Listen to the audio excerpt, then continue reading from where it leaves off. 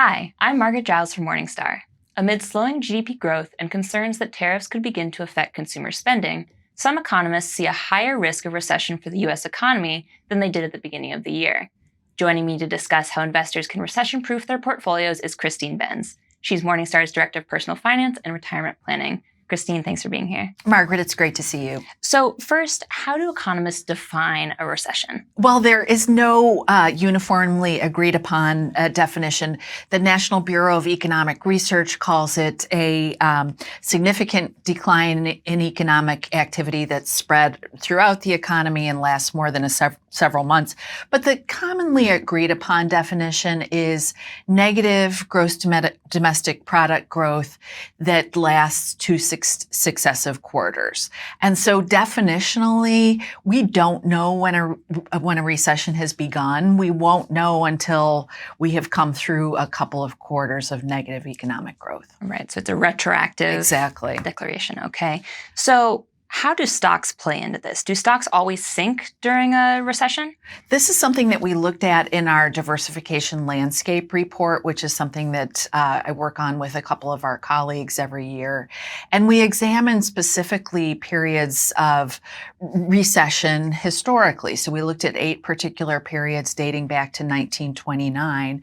And in 5 of those 8 periods, we did see stocks decline during those periods. So I would say that's enough of a pattern where I would want to take that to heart in terms of assembling my portfolio. It's not foolproof. There have been some recessions where stocks have done all right, but I think it's a worrisome trend. And so I probably wouldn't want to come into a recession with an all equity portfolio, especially if I were getting close to retirement. So which types of stocks tend to perform the best during those periods of economic weakness? And on the flip side, which tend to post the biggest losses? So on the positive side of the ledger would be companies that make products that people will buy regardless of what's going on in the broad economy. So healthcare stocks are typically at the top of the list where people may curtail their healthcare spending a little bit, but they probably won't not go to the doctor if they really need to. They'll continue to buy drugs that they need to take. So healthcare stocks have usually been relatively impervious. Consumer staples stocks as well, companies that make products like paper towels and diapers. You may switch to a lower cost brand of those things, but you won't cut them out of your budget entirely. And then finally, utilities would also fit into the category of the types of companies that would perform well in a recessionary environment for kind of the same line of thinking, that you are still going to use water, you're still going to turn your power on, regardless of what's going on in the economy. At the negative side of the ledger would be consumer discretionary stocks, so retail stocks, especially retailers of products that are discretionary. Leisure stocks would also tend to fall into this category. People often cut back on travel spending, going out to restaurants during periods of recession. Industrial companies and basic materials companies that tend to be very leveraged to the cycles of the economy will also tend to perform poorly in recessionary environments.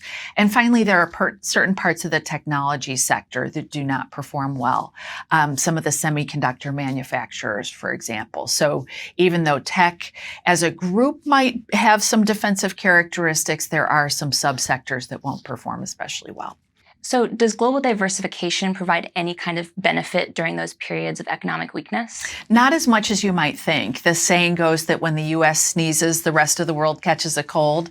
And I think there's some truth to that when you look at the data, that you tend to see non-U.S. markets moving in sympathy with the U.S. when the U.S. is really in the dumps.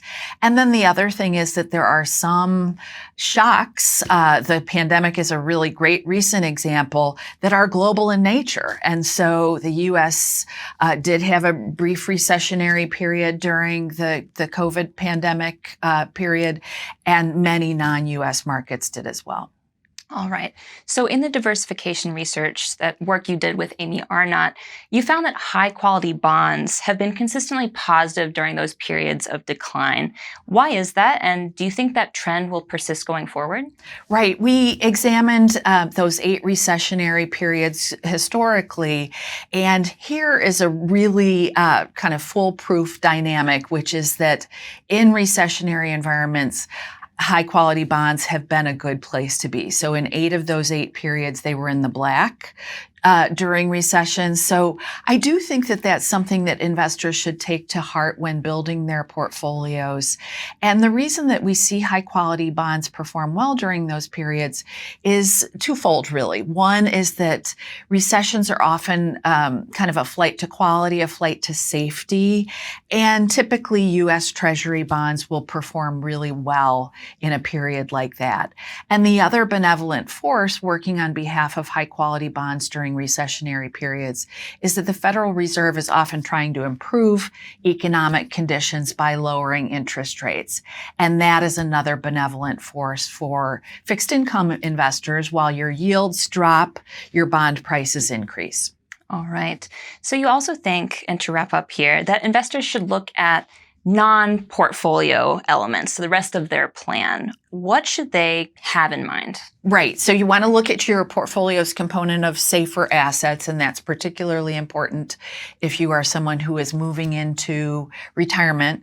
But for all of us, working people and non-working people, I like the idea of having an emergency cushion set aside. And that's particularly important if we're feeling nervous about the prospect of job loss. And I don't want to scare people. I don't think we've seen any data to suggest that job losses are about to become widespread.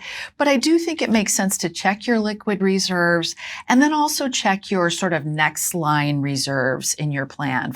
So for a lot of homeowners, that is a home equity line of credit.